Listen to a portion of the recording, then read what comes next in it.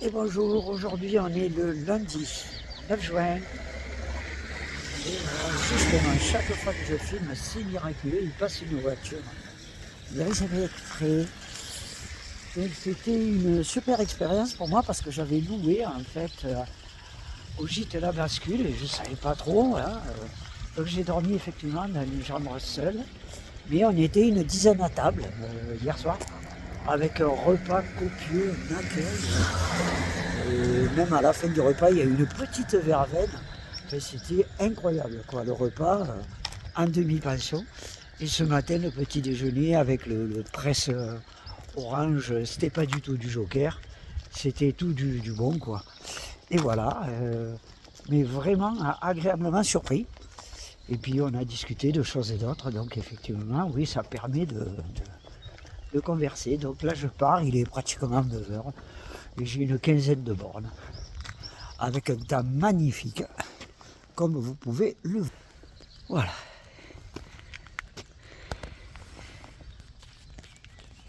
Et là, je pars de Landos. L'hôtel est déjà un petit peu loin. Et là, je prends cette petite route goudronnée, je vais jusqu'à Émarguier, je vais traverser Costaro, et puis je vais arriver ce soir, enfin cet après-midi à Concy. Voilà, où je suis attendu et accueilli là aussi, vraiment super bien. Puisque c'est un couple de gens qui me laissent leur maison, parce qu'ils voyaient que j'étais embêté pour trouver un hébergement, c'était complet dans le coin. Et comme il y a très peu d'hébergements, et finalement ils m'ont accepté chez eux. Donc voilà, suite au prochain épisode. Je continue ma petite balade, là je suis arrivé à Émarguier. Et en fait, comme je le disais tout à l'heure, ça a été une première expérience pour moi, parce que quand j'ai réservé, je ne savais pas trop où j'allais. Alors j'avais demandé très gentiment si j'avais une chambre seule, on m'a répondu ben oui, bien sûr. Voilà, et puis finalement, pour le repas, on était une dizaine. Ben, du coup, j'ai découvert voilà, toute classe de gens. En face de moi, j'étais à côté d'un parigot qui, lui, faisait transporter son sac à dos tous les jours parce qu'il a des problèmes de dos. Donc en fait, le transport des bagages par jour, c'est 9,50 €, quoi. Voilà, ça existe. Et je trouve que c'est une très bonne chose pour des personnes âgées qui veulent faire de la randonnée et qui finalement ne peuvent pas se le permettre. Donc il y a cette option. Et par contre, il avait des douleurs de dos et puis il avait un appareil assez lourd sur lui parce qu'il fait de l'apnée du sommeil. Donc voilà, par exemple, hein, à côté de moi, j'avais un couple de Savoyards qui avait pris un petit week-end de 4 jours. Voilà, ils s'arrêtaient à Langogne, ils sont partis du Puy. Voilà, et à ma gauche, j'avais aussi un autre Savoyard qui, lui, alors par contre, c'était le randonneur aguerri. Hier, il s'est mis 40 km dans les pattes. Il était quand même assez fatigué, mais donc c'est quand même de la grande randonnée. Et à côté, alors, il y avait toute une famille, la mamie, la petite fille qui avait 10 ans, les parents et tout ça, avec un âne. Et eux, ils sont partis pour 5 jours. Donc voilà, et quand c'est comme ça, un âne pour 5 jours, par exemple, j'ai appris que c'était 360 €. Alors par contre, il y a des endroits où le parquet, et en fait, ça se passe très bien. Et la dame qui gérait un petit peu cette randonnée, c'est-à-dire c'était la maman, il y avait deux messieurs, la petite fille et la mamie. En fait, elle était spécialisée dans ce domaine-là. Et c'est vrai que quand on dit qu'un âne est têtu, en fait, elle disait que c'était faux. Si un âne n'avance pas, c'est qu'il y a quelque chose qui ne va pas avec l'accompagnateur ou autre. Il ressent quelque chose qui ne va pas. Donc c'est pour ça qu'il n'avance pas. D'où son intelligence. Voilà, écoutez, ben, je continue ma route. Je traverse les Amarguiers pendant que je vous ai tenu un petit peu compagnie. Ensuite, direction Costaro. Là, vraiment, la France profonde. Donc là, je traverse un petit village charbonnier, rural à souhait. Voilà, je vous montre un tout petit peu ce village. Donc voilà, des vaches de couleur tachetée, noir et blanche. J'ai la race. Et voilà.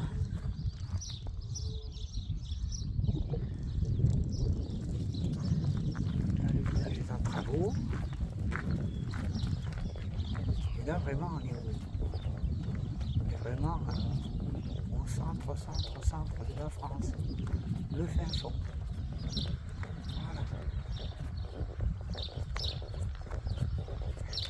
Ce qui est caractéristique du coin, c'est les pierres en fait sur les murs, ce sont des pierres volcaniques en fait. Et toutes les maisons ont ce côté pierre noire avec les jointures blanches. Là on le voit bien, là on le voit encore mieux sur cette maison là après le poteau. Voilà, c'est un style particulier. Et là on se rapproche peut-être de l'Auvergne aussi. Donc là on est en plein dans la saison du battage de foin. Donc comme on peut le voir, il y a le foin qui est mis à plat. Dans un premier temps il est coupé, il est mis à plat. Et puis au fond on a un tracteur comme ça avec des pales qui tournent et qui aèrent le foin avant de le mettre en ballot.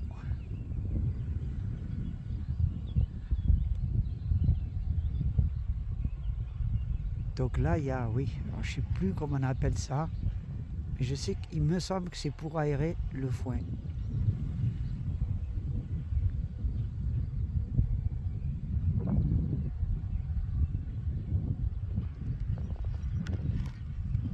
J'essaie de me rapprocher un tout petit peu.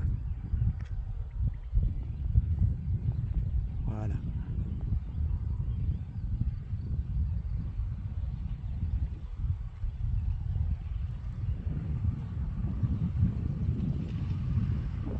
Et du coup, toujours pareil, ça dégage des odeurs.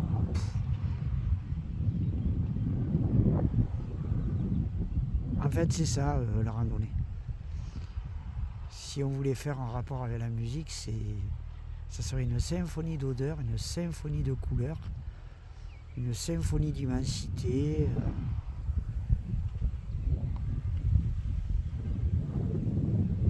Symphonie des grands espaces.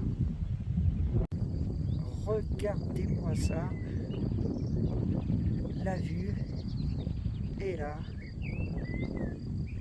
sur un magnifique petit lac.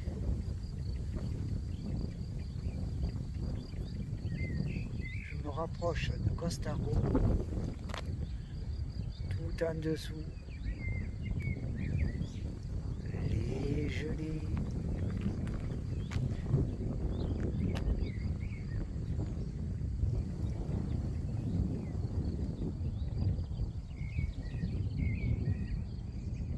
Et voilà dans quel milieu j'évolue. Donc je me faisais la réflexion là, sur le parcours un petit peu de tout ça. Et finalement je pense que sans trop réfléchir, tout s'emboîte bien. En fait, j'ai toujours voulu faire de la musique, toujours. Puis finalement, quand j'étais gosse comme ça, on m'a dit mais non, la musique c'est pas un métier, donc il faut que tu choisisses un métier. Et finalement, j'ai très vite opté pour une école hôtelière. En sachant que bon, la cuisine c'est des saveurs, c'est des couleurs, c'est des odeurs, en fait, c'est des mélanges, tout ça. Et c'est subtil. Et donc voilà, j'ai fait l'école hôtelière à Saint-Jean-du-Gard. En fait, parce que je voulais être musicien. Mais finalement, je suis arrivé à mes fins. Hein. J'ai fait carrière dans la musique. Je suis passionné de musique. Et pendant tout l'espace de ma profession, j'ai aussi énormément randonné.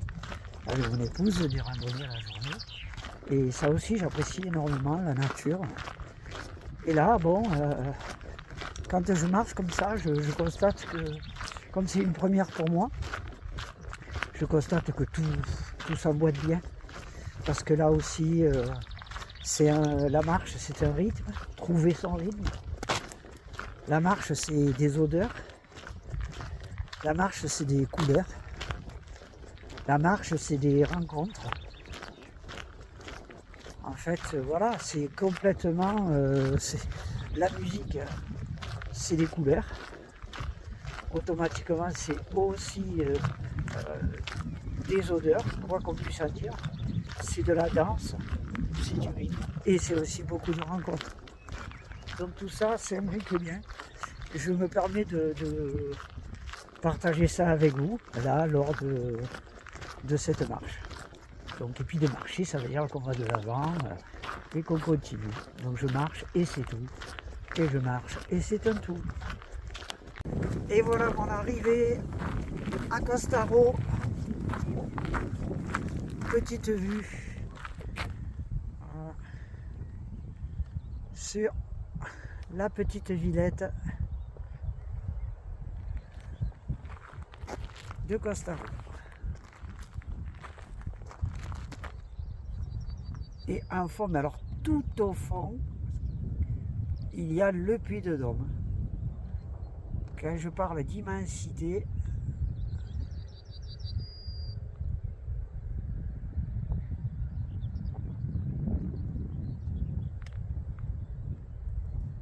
donc là je vais stopper là, à Costaro, je vais voir, histoire de manger, de me restaurer un tout petit peu. À très vite. Alors aujourd'hui, on est lundi de Pentecôte. Et la surprise à Costaro, c'est que j'arrive un jour de marché. Donc c'est toujours très agréable parce que c'est vraiment la vie du village. Voilà, donc on y trouve de tout, bien sûr. Alors je vais voir si je me trouve un petit bout de pain avec une tranche de jambon de pays. Et voilà, c'est trop bien. Donc je vais vous laisser là, petite ambiance du marché de Costaro. Voilà. À très vite. Donc là je me suis arrêté dans un bar. On va me servir un petit panaché, un petit sandwich jambon cru. Et voilà, voici l'ambiance du bar. Voilà.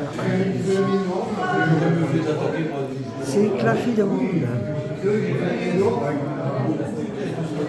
Un petit chapeau chinois.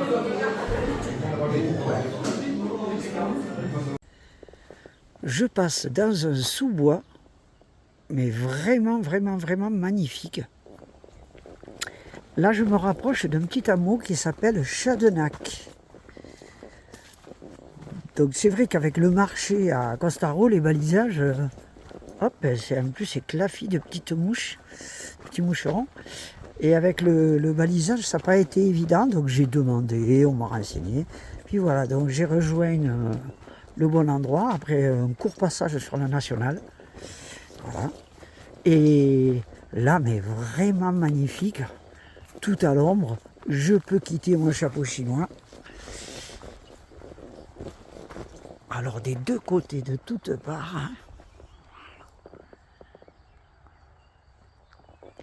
Très agréable. Les pieds, c'est de la mousse, quoi, carrément. Un tapis mousse, on dirait. À très vite.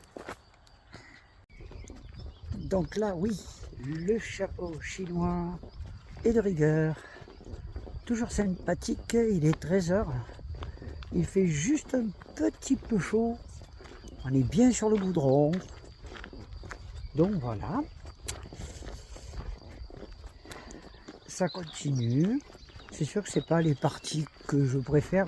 Ceci dit, j'ai pas à me plaindre parce que vraiment, l'arrêt Gordane, c'est jusqu'ici, du moins, c'est très peu de goudron. Là, c'est une portion, ma foi. Sauf que comme je la prends à 13h, voilà quoi, c'est un petit peu chaud. Et puis ça chauffe bien la plante des pieds. Alors quand c'est comme ça, j'essaie de me mettre vraiment en bordure pour marcher sur l'herbe. C'est toujours un petit peu agréable. Quand j'arrive à trouver, bien sûr, des petits bouts d'herbe. À très vite. Toujours ce qu'on peut constater, c'est que la France, c'est vaste. C'est certain, mais c'est vaste à différents points de vue. Je parle bien sûr de l'accueil, de la bienveillance. On est très loin d'être en Thaïlande, mis à part mon côté chapeau, mais ça fait rien quand même. Après, c'est aussi l'esprit de la randonnée, mais c'est toujours des sourires, c'est toujours des merci, bonjour. Donc c'est toujours bienveillant, en fait, tout simplement.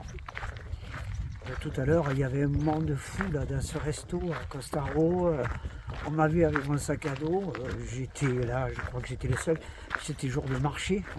Donc il y avait plein de gens. Et puis c'est le week-end de Pentecôte, quoi. Donc les gens sortent, les gens baladent. Mais là, de suite, c'était la bourse, c'était l'heure du repas. Donc, mais pas de soucis, on vous fait un sandwich. J'ai pris ce qu'il y avait, j'ai même pas demandé. Elle m'a fait un jambon cornichon beurre qui était excellent. Voilà. Et après, je suis parti, j'ai demandé mon. Je sais pas, il y a quelque chose où peut-être c'est le sac à dos qui fait ça aussi. Certainement. Mais en tout cas, c'est quand même bien de retrouver ces sensations-là au côté humain. Voilà. C'est super bien tout ça. Ça recentre un petit peu, ça recadre. Donc je continue le chemin, bien sûr. En fait, quand je vois ce relais tout là-haut, là j'ai zoomé beaucoup. Ça, c'est un relais que j'apercevais, mais très très très loin. Jamais j'aurais cru arriver jusque-là. En fait, c'est toujours les avantages de la randonnée, surtout quand on ne fait pas des randonnées de boucle, qu'on trace comme ça à l'horizon. Donc c'est vrai qu'on passe carrément des horizons nouveaux, tout simplement. C'est vraiment un endroit empreint de paix. Il n'y a rien. Je viens de traverser 2 petits villages paysans au possible. Mais vraiment rien que ça, quoi. Que de la paysannerie. Et là, regardez. Ici, pareil.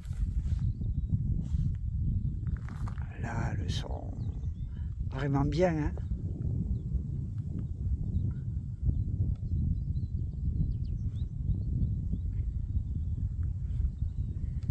Voilà, elle doit vous produire du bon lait. Alors de la viande, ça je pourrais pas dire. En tout cas, même si ce serait de la viande, c'est sûr que ce ne sera pas charal. Voilà, parce qu'ici, vraiment, la manière dont elles vivent, dont elles sont nourries, c'est vraiment la paix, quoi. Hello. Bah devinez là. Petite pause, tête sur le sac à dos. 16 degrés, à la fraîche, à la petite ombre. Vraiment quoi, la paix là. Là ça fait du bien. En fait je suis attendu au gîte à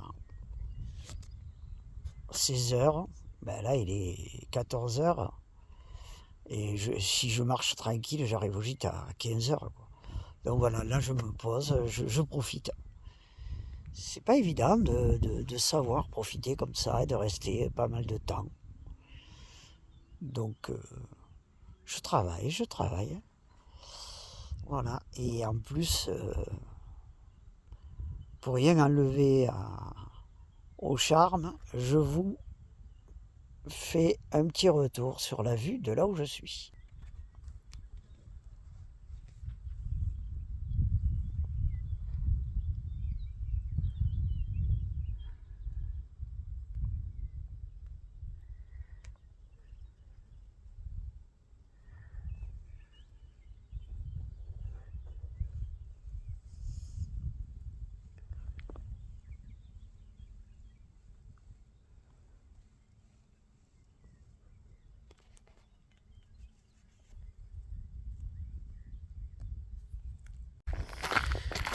Je me rapproche tout doucement de Concy.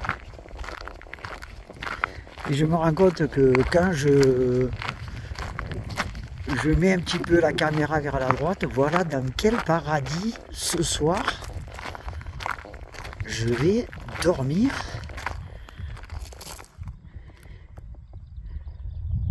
La vue qu'il y a d'ici, c'est juste incroyable. Et puis regardez-moi ces forêts de sapins ici.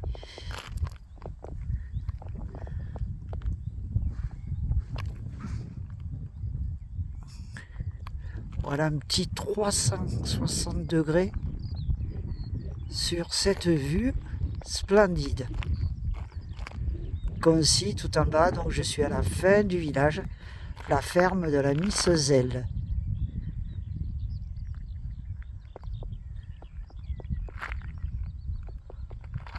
Voilà, c'est vraiment un écrin de nature. Donc voilà dans la maison où je dors ce soir. Voilà, écoutez. Là, il y a le soleil en devant, là, par terre. Cour intérieure. J'avance. Alors là, c'est le gîte. Mais moi, je dors tout en haut, petite fenêtre là-haut. Voilà le terrain qui sont.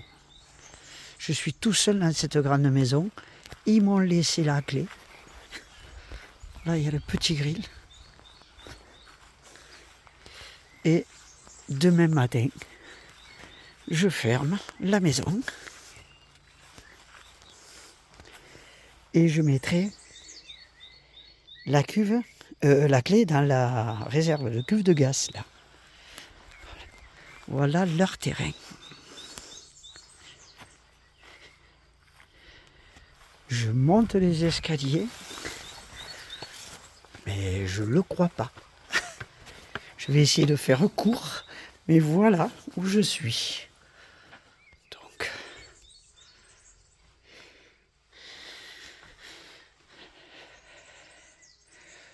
passe de commentaires.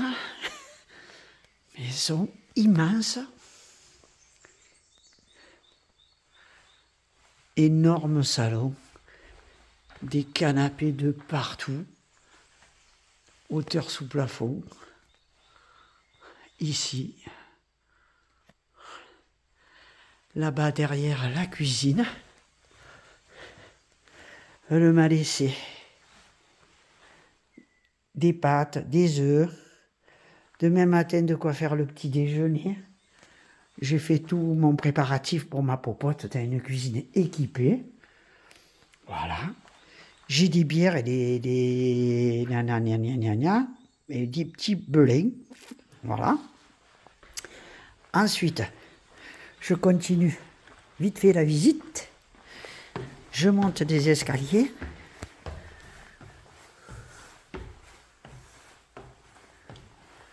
Regardez-moi ça. Donc là, il y a mezzanine qui donne sur la grande maison en bas. Ici, table, armoire, enfin voilà. Et ici, un immense dortoir. Voilà, moi je dors là, ce soir. Mais j'en reviens pas, quoi. La douche. Voilà, ici, la douche. Et il y a une douche et les salles de bain en bas, pareil. Mais pour vous dire, un petit salon ici. Des lits de partout. Voilà. Voilà, j'ai essayé de faire le plus rapide possible. Juste un dernier truc, vu sur la maison, en partant de ma chambre.